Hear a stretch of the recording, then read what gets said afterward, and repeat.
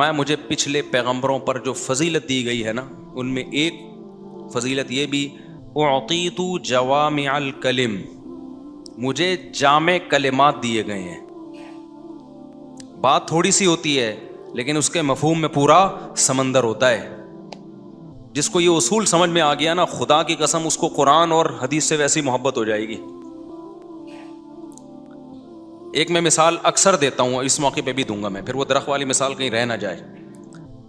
دیکھو میں بہت سوچتا تھا، ہم جب اصول فقہ پڑھتے ہیں نا، اصول فقہ، اصول حدیث، یہ اصول جب تک نہیں پڑھتے انسان گمراہ ہوتا ہے. خوب سمجھ لو، اصول فقہ اور اصول حدیث اور اصول تفسیر، دین کے علم کے لیے 4 چیزیں ضروری ہیں. اس کے بغیر کوئی شخص عالم دین نہیں بن سکتا، اور لوگوں کی صحیح رہنمائی قرآن و سنت میں نہیں کر سکتا. وہ باقی کسی خاص چیز میں اسپیشلسٹ بن سکتا ہے، قرآن و سنت میں نہیں بن سکتا. نمبر 1 عربی گرامر اور عربی زبان.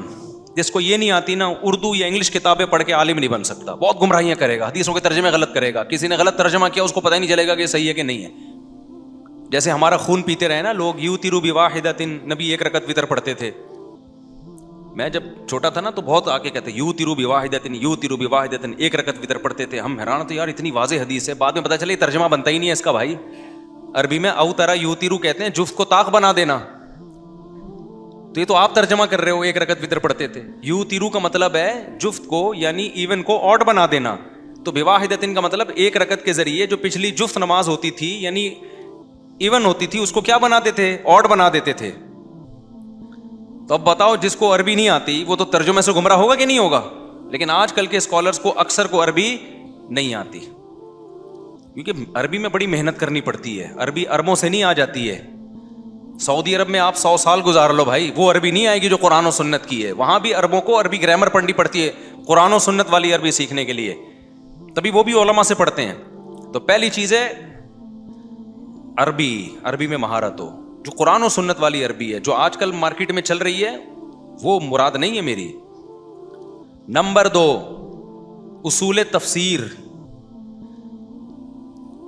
یہ بیس ہے. نمبر 3 اصول حدیث. نمبر 4 اصول فقہ. یہ پڑھنے کے بعد یعنی تفسیر کے اصول کیا ہیں جو قرآن و سنت ہی سے نکالے گئے ہیں، حدیث کے اصول کیا ہیں، فقہ کے اصول کیا ہیں. فقہ کہتے ہیں قرآن و حدیث سے جو احکام کا باب ہے نا، مسائل حلال حرام جائز ناجائز، اس کو فقہ کہا جاتا ہے. فضائل کی حدیثیں الگ ہیں، فقہ کی بالکل الگ ہوتی ہیں.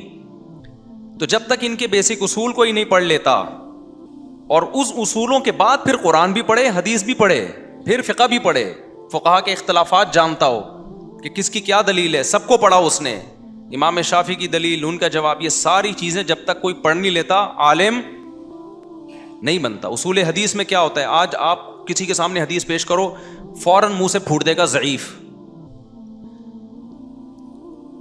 ایک دم منہ سے بول دے گا. اب کون جا کے بیٹھے گا کہ یہ حوالہ بھی دے دے گا فلاں نے ضعیف کہا ہے، فلاں نے ضعیف کہا ہے تو صحیح کہا ہے یا غلط کہا ہے؟ آپ کے پاس اصول کیا ہے جس سے آپ فلاں کو پہچانو گے؟ کہنے پر تو گورنمنٹ کی طرف سے کوئی پابندی نہیں ہے. وہ لوگ کہہ دیتے ہیں محدثین نے کہا ہے، تو محدثین نے صحیح بھی تو کہا ہے، بعض محدثین نے اس کو صحیح کہا ہے، بعض نے ضعیف کہا ہے. اب آپ کے پاس کیا کرائٹیریا ہے؟ تو یہ چیزیں کہاں پڑھی جاتی ہیں؟ اصول حدیث میں. تو ان کو اصول حدیث کی ککھ بھی نہیں پتہ ہوتی کیونکہ سب کتابیں عربی میں ہیں.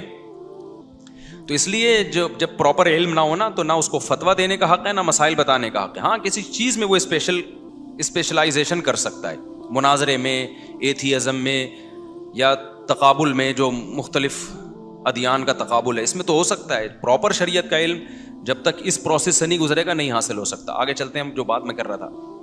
تو اب دیکھو مجھے اشکال یہ ہوتا تھا کہ قرآن مجید کیا کہتا ہے، وَلَا تَقُلْ لَهُمَا اُفٍّ، ماں باپ کے سامنے اف بولو مت کرو. ہم اصول فقہ میں یہ پڑھتے تھے کہ جب بھی کوئی قرآن کی کسی آیت سے یا حدیث سے مسئلہ نکالا جاتا ہے، مسئلہ کسے کہتے ہیں؟ یہ جائز ہے، یہ ناجائز. لوگ کہتے ہیں نا ایک مسئلہ پوچھنا ہے مفتی صاحب، یہ جائز ہے یا ناجائز ہے، تو اس کو کیا کہتے ہیں؟ مسئلہ. تو قرآن یا حدیث سے جب بھی مسئلہ نکالا جاتا ہے تو اس کے 4 طریقے سے استدلال کیا جاتا ہے. استدلال کا مطلب اس کی بات سے آپ 4 طرح سے نتیجہ نکال سکتے ہیں. ایک کو کہتے ہیں عبارت النص. عبارت النص کا مطلب کیا ہوتا ہے کہ قرآن نے وہ آیت چلائی ہی اس مقصد کے لیے. شان نزول ہی یہی ہے, بتایا یہی جا رہا ہے کہ یہ کرنا ہے تم نے. سمجھتے ہو کہ نہیں سمجھتے؟ جیسے ماں باپ کو اف کہنا حرام ہے, یہ مسئلہ قرآن کی آیت سے ثابت ہے, کیونکہ قرآن یہی بتانے کے لیے تو لایا ہے کہ اف کرنا جائز بولو نہیں ہے. اس کو کہتے ہیں عبارت النص, نص کی عبارت ہی بتا رہی ہے. بعض دفعہ قرآن اور حدیث سے مسئلہ نکالا جاتا ہے دلالت النص سے. دلالت کا کیا مطلب ہے؟ نص میں یعنی آیت میں اس کا تذکرہ نہیں ہوتا, لیکن بغیر اجتہاد کے, بغیر ڈیپتھ میں جائے, بغیر زیادہ غور و فکر کیے, ہر انسان سمجھ جاتا ہے کہ اس کا مقصد کیا ہے. مثال کے طور پر قرآن نے جو یہ کہا کہ ماں باپ کو اف مت کرو, تو تکلیف سے بچانے کے لیے کہا نا, کیونکہ اف کیا ہے؟ ایک تکلیف کا ذریعہ ہے. تو جوتے مارنا بھی اسی آیت سے حرام ہو گیا کہ نہیں ہو گیا؟ اب کوئی کہے ماں باپ کو معاذ اللہ تھپڑ مار رہا ہے, مولوی صاحب نے آیت پڑھی وَلَا تَقُلْ لَهُمَا اُفٍّ, ماں باپ کو اف مت کرو, وہ کہہ رہے ہیں میں اف تھوڑی کر رہا ہوں, میں تو تھپڑ مار رہا ہوں. تو ہم کہیں گے بھائی عبارت النص سے تو یہ پتہ چل رہا ہے کہ اف نہ کہو, لیکن دلالت النص سے پتہ چل رہا ہے کہ تھپڑ مارنا تو بطریق اولا حرام ہے.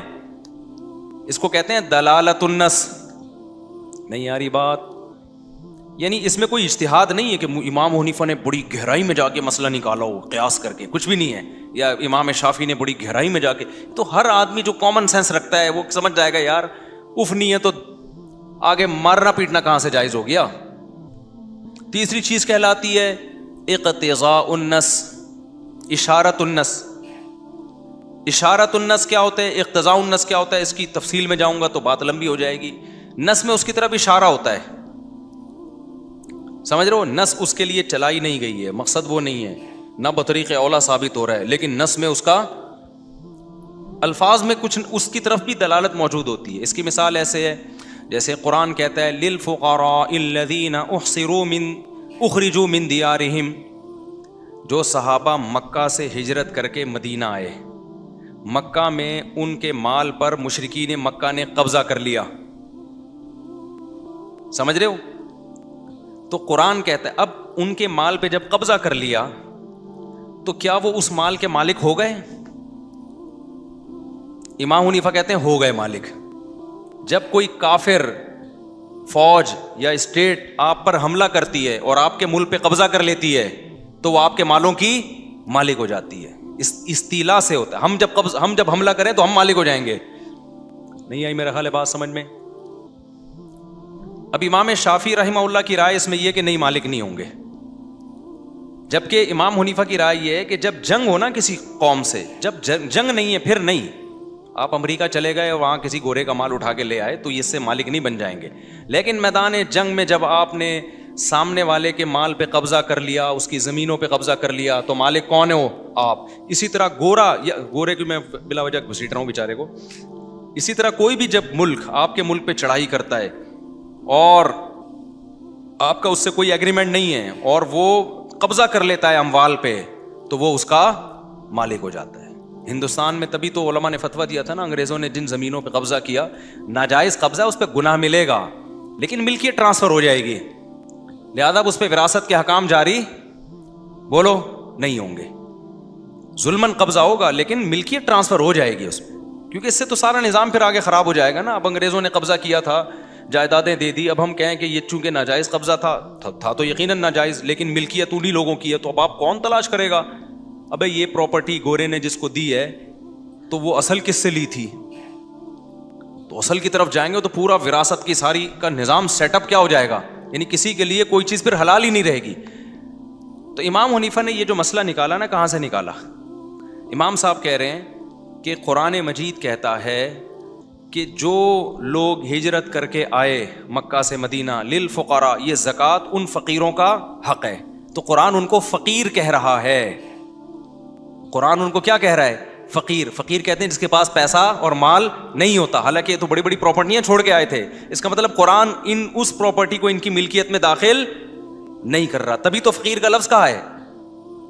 اب یہ آیت جو چلائی گئی ہے وہ یہ بتانے کے لیے نہیں لائی گئی ہے کہ یہ فقیر ہیں, بلکہ یہ بتانے کے لیے لائی گئی ہے. عبارت النص سے یہ پتہ چل رہا ہے کہ زکوٰۃ فقیروں کا حق ہے.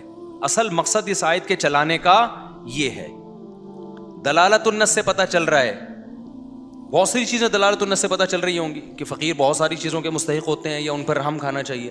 اشارہ سے پتہ چل رہا ہے کہ فقیر جو یہ اس کے لیے آیت لائی گئی نہیں ہے.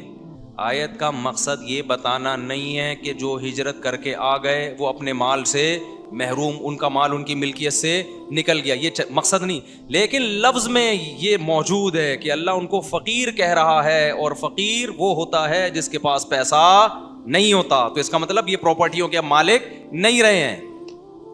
اٹ از کالڈ اشارت النص. سمجھتا ہے کہ نہیں سمجھتا ہے؟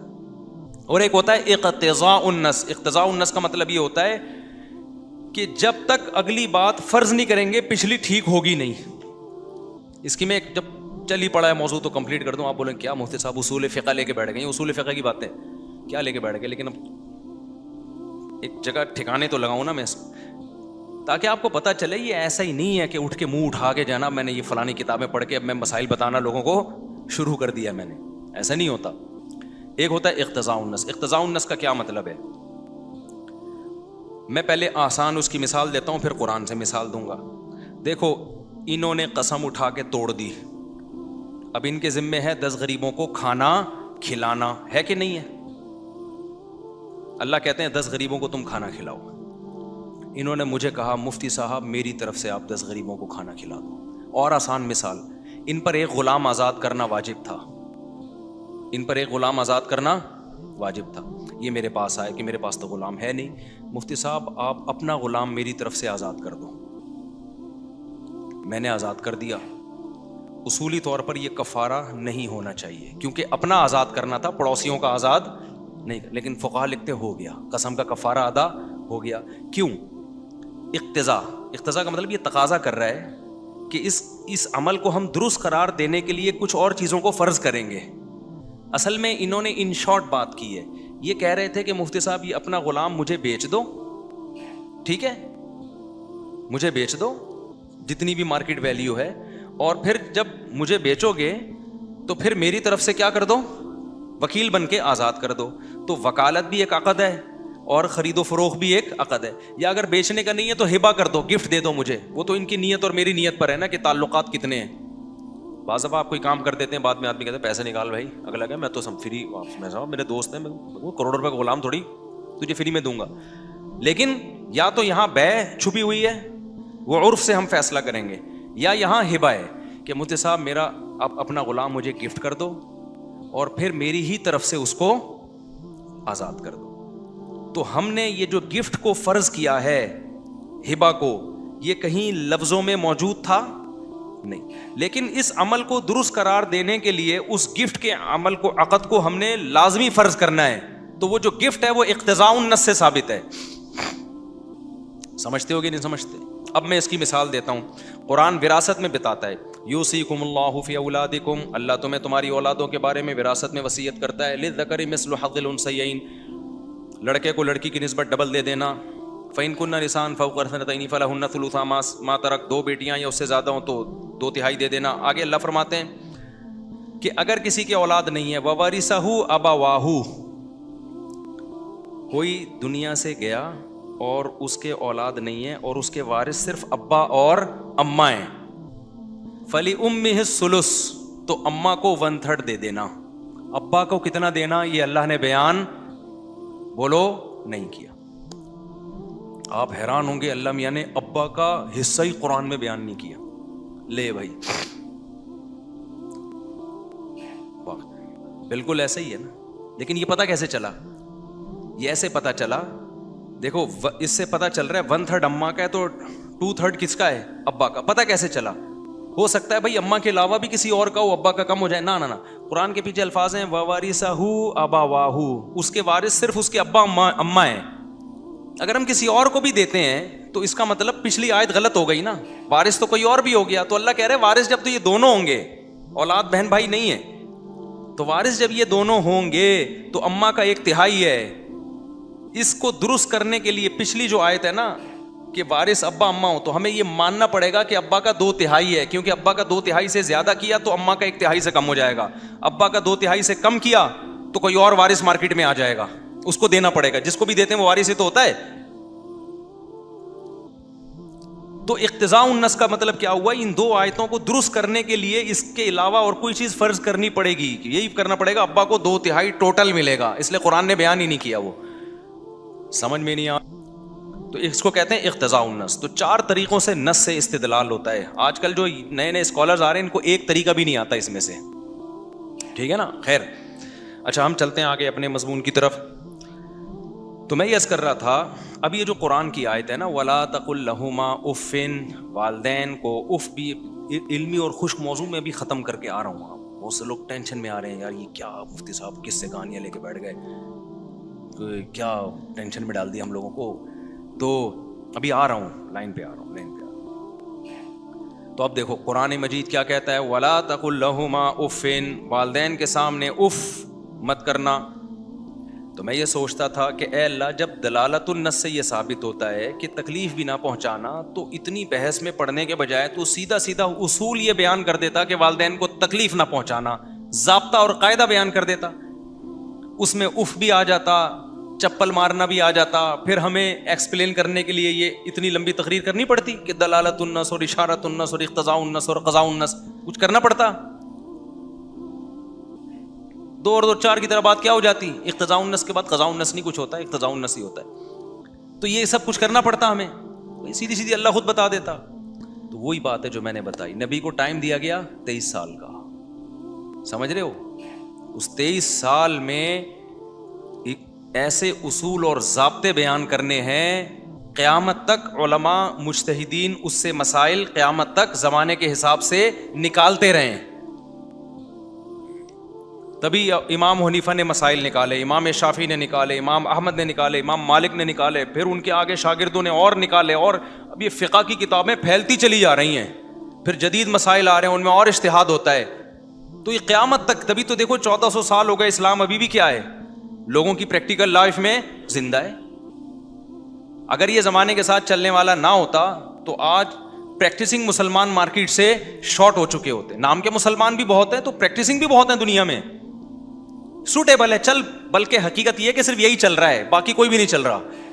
آپ کہہ سکتے ہو نہیں مسلمانوں کے علاوہ اتنے لوگ چل رہے ہیں, وہ کسی ایک حالت پہ نہیں چل رہے. آپ 100 سال پہلے کا یورپ دیکھ لو ڈفرینٹ, اس سے پہلے کا دیکھ لو اور ڈفرینٹ, 50 سال پہلے کا دیکھ لو بالکل ڈفرینٹ, 1990 کا دیکھ لو ڈفرینٹ. 1990 میں ہومو سیکشولیٹی انلیگل تھی, اس کے بعد اب جا کے ڈفرینٹ, اور 20-30 سال کے بعد آپ دیکھیں بہن بھائیوں کا نکاح بھی یہ لوگ لیگل کر دیں گے. یہ تو کلابازیاں کھا رہے ہیں, نئی نئی چیزیں آ جائیں گی مارکیٹ میں. 1400 سال پہلے جو اسلام تھا آج بھی کیا ہے, وہی ہے. تو اب میں یہ مثال دوں, اس کو کمپلیٹ کروں. اف کیوں کہا گیا, یہ جو اللہ نے فرمایا نا ماں باپ کو اف نہ کرو, تو اللہ یہی اصول اور قاعدہ بیان کر دیتے تکلیف نہ دو, تاکہ ہم اسی سے چیزوں کو نکالتے رہتے. تو اف کہنے کی کیا ضرورت, اف اس لیے کہا گیا کہ تکلیف میں سب سے کم درجے کی تکلیف اف کی ہوتی ہے. اگر اللہ یہ اصول یوں بیان کر دیتے نا لا کی صورت میں کہ اصل ہم یہ کہنا چاہتے ہیں کہ تکلیف نہ دو, تو اس میں لوگوں کی رائے میں اختلاف ہو سکتا تھا.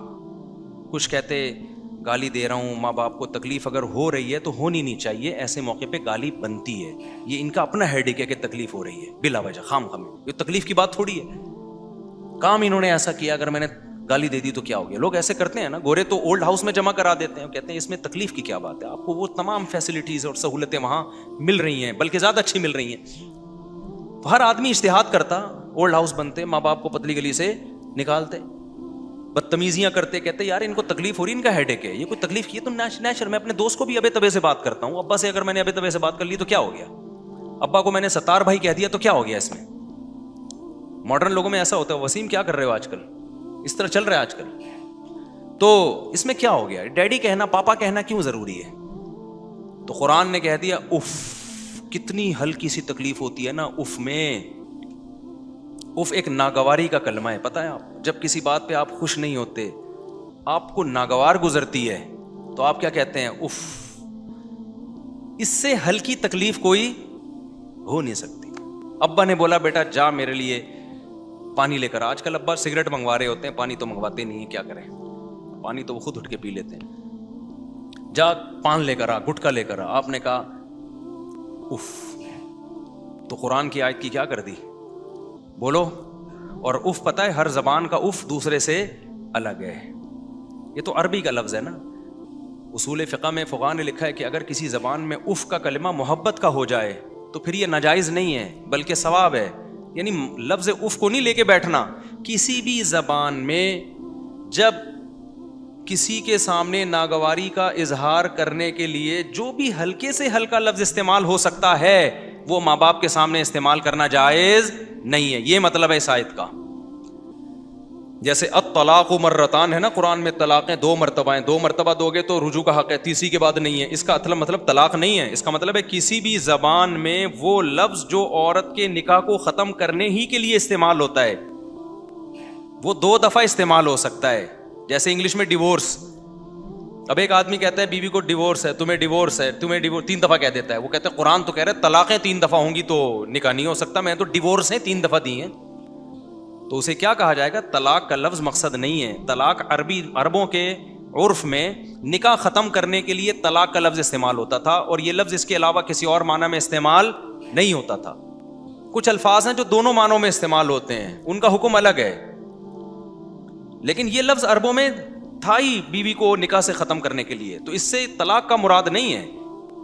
اب قیامت تک کے لیے آیا نا مذہب دین, تو اس لیے طلاق کا تو ایک سائن ہے کہ عربوں میں کوئی لفظ, عربوں میں جیسے طلاق کا لفظ نکاح ختم کرنے ہی کے لیے استعمال ہو رہا ہے, تو اس لیے اللہ نے طلاق کو ہائی لائٹ کیا. تمام مفسرین کیا بیان کریں گے بھائی, مقصد یہ ہے کہ صریح الفاظ جو نکاح ختم کرنے کے لیے ہوتے ہیں, جن میں نیت کی ضرورت نہیں ہوتی, وہ لفظ ہی اس کے لیے ہے, تو وہ جب بھی استعمال ہوگا 2 دفعہ کے بعد آپ رجوع کر سکتے ہیں, تیسری دفعہ کے بعد رجوع نہیں کر سکتے. اسی وجہ سے علماء نے استدلال کیا کہ اردو میں اگر کوئی لفظ, جیسے لفظ حرام, بیوی کو کہہ دیا تم مجھ پہ حرام ہو, تو بھی وہی حکم ہے. یعنی 3 دفعہ بول دیا تو نکاح کیا ہوگا, ختم ہو جائے گا. وجہ اس کی ہے کہ یہ بھی پہلے زمانے میں طلاق کے لیے استعمال نہیں ہوتا تھا, 10 مطلب نکلتے تھے. اب کس کے لیے استعمال ہو رہا ہے, طلاق کے لیے. تو کسی بھی زبان میں کوئی لفظ نکاح ختم کرنے ہی کے لیے یوز ہوگا تو وہی حکم ہوگا جو طلاق کا. تو بالکل یہی مطلب اف کا ہے. تو ماں باپ کو اللہ نے یہ اگر کہتے نا تکلیف نہ دو, تو اس طرح سے اصول بیان کیا جاتا تو اس میں بکھیڑے آنے کا خطرہ تھا. ہر شخص کہتا ہے ایکچولی یہ, جیسے آج کل ٹوپی ڈرامے مارکیٹ میں چل رہے ہیں, ماں باپ کے ساتھ بدتمیزیاں ہو رہی ہیں, پلیٹیں اٹھا کے برتن گھر میں پھینک رہے ہیں, اور جو ہے وہ چیختے ہیں باپ کے سامنے. بوڑھا باپ ہے نا, کما کے اس کو بیچارے کو نچوڑ لیا. بوڑھوں کی زندگی بڑی خراب ہے یار ہماری سوسائٹی.